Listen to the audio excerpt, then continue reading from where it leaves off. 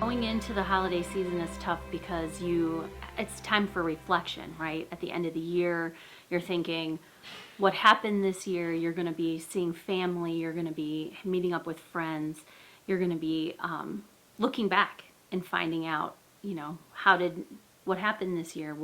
What's coming forward? Then you start moving towards the beginning of the year and you think, what do I want to do differently? Or will I have the opportunity to do something differently? And how do people encourage you during that time, during the holidays when you had cancer? Well, I have a good support system of my husband and my daughter and good friends, but they see the different side of cancer when you come to the Cancer Association and you're with other survivors and thrivers, and you can say things to them that you wouldn't typically say to your family that you're trying to be strong for. So you would look at those people, and the Cancer Association has been amazing with the support that they give other people going through cancer. Because a lot of volunteers also have had cancer. So when you walk in, it's not uncomfortable. They kind of know what you're going through when you walk in the door. And you can just say things to them that you wouldn't typically say to other people because they understand. How would you encourage friends and family members to be encouraging and helpful if they have a family member this time of year going through cancer? I would say try not to act any differently than you did before because we're not as fragile as you think. We appear sometimes to be fragile, however, we're not.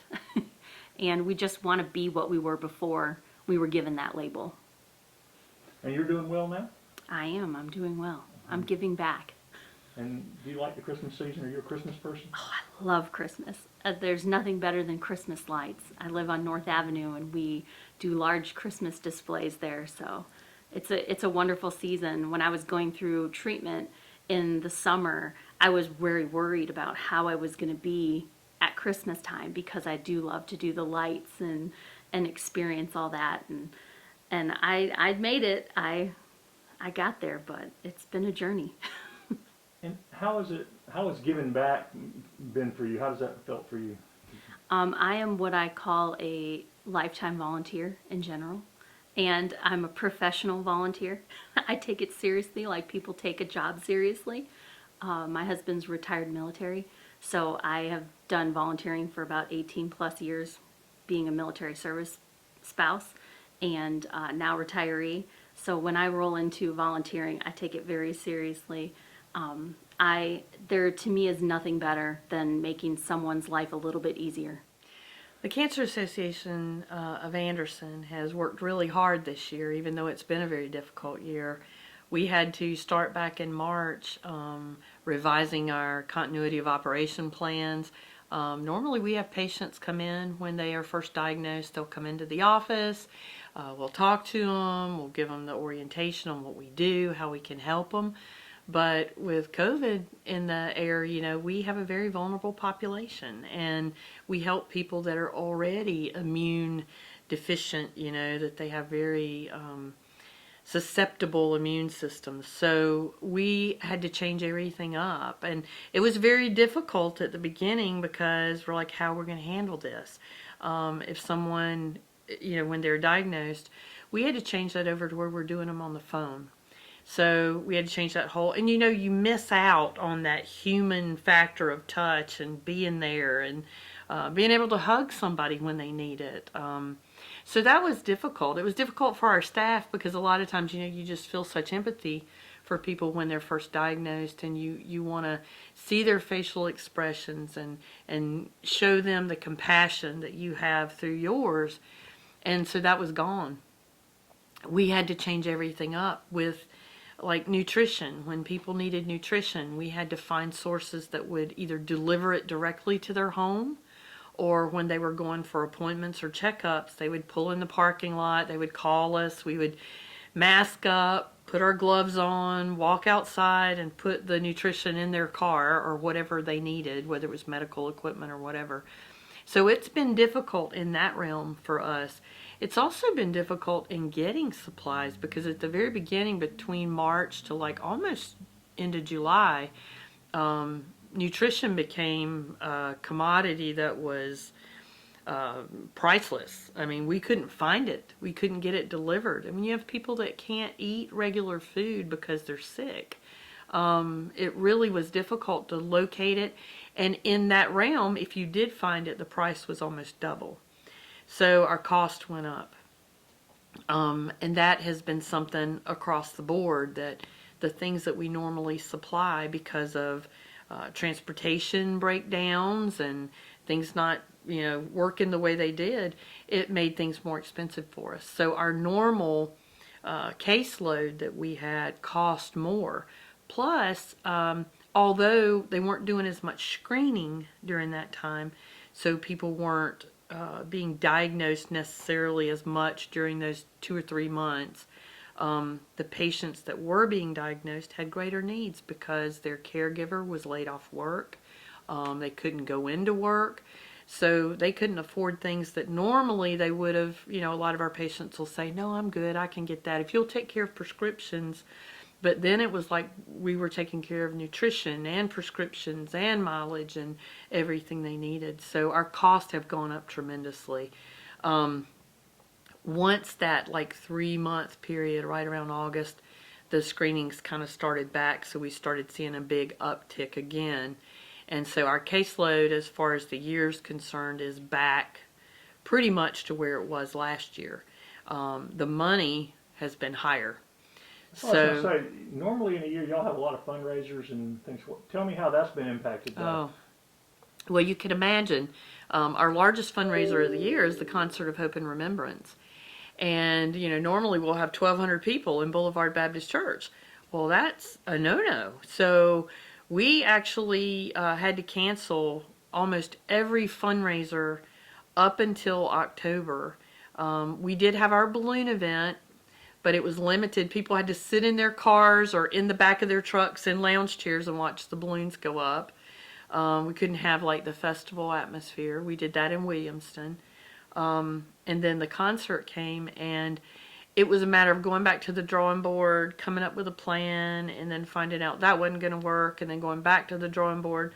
What we ended up doing was having a drive-in movie night, and we took the video from past performances and took the audio and put it together, and I had some patients that were willing to tell their stories, and so we had it outside at the Civic Center and had a drive-in movie night, which was great. But as you can imagine, it wasn't the same money-wise impact that we have most years. So that's been tough. We did have a small dinner that we had individual tents for people, our Heroes of Hope dinner. And so we tried to salvage that. But as you can imagine, we do events 2 and 3 times a month. And that was just not possible this year. So money-wise, we've struggled to keep things going and keep them. We've managed, though, by the grace of God and His goodness. And we got the PPP grant, so we were able to keep our staff working. We've changed our hours around a little bit, but somehow we've managed to keep going, and I just have to give God credit for that, because that's the only way I can tell you is that we have. But it has hurt us, just like most nonprofits this year, because fundraising has just been down, and on top of that, people haven't had the money to give because they're not working. So it's been a tough year for nonprofits, and I know of a few that have shut down. I know of a couple that have laid off all their staff, and it's just, we're praying for everybody to get to the other side of this, and so things can maybe go back to somewhat normal, hopefully next year sometime.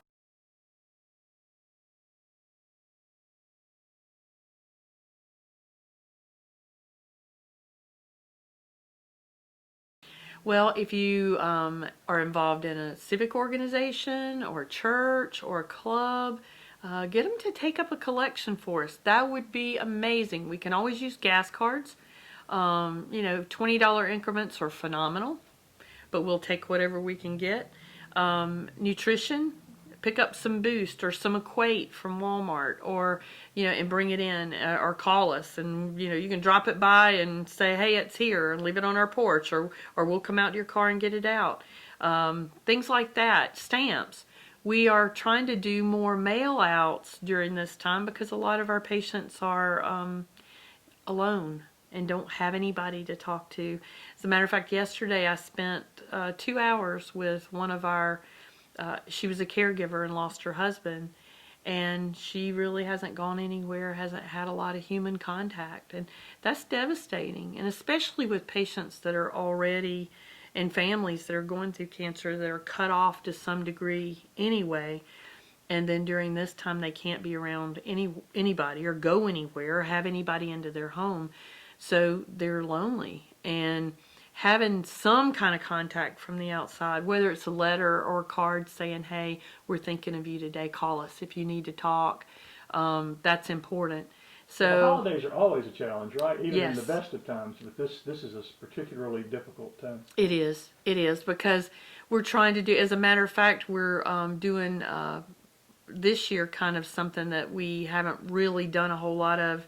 We've got several families. As a matter of fact, we have one family that just lost their mother. They have 3 children. They just lost their mother to cancer. She was 48 years old, and they won't really have a Christmas unless we help them. And so we've reached out to churches in the community and to some organizations and said, hey, can you just help this family? And so we're going to be able to provide Christmas for that one family. There's several others that are in that same boat.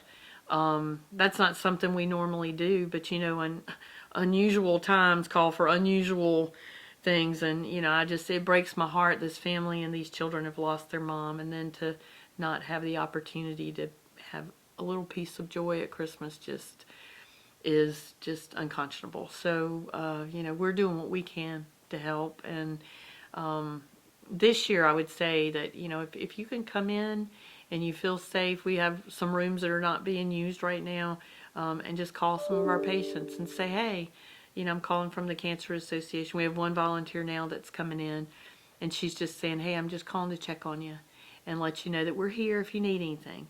That means a lot to people that maybe aren't having those conversations with anybody else and who are cut off and isolated right now. Money, definitely.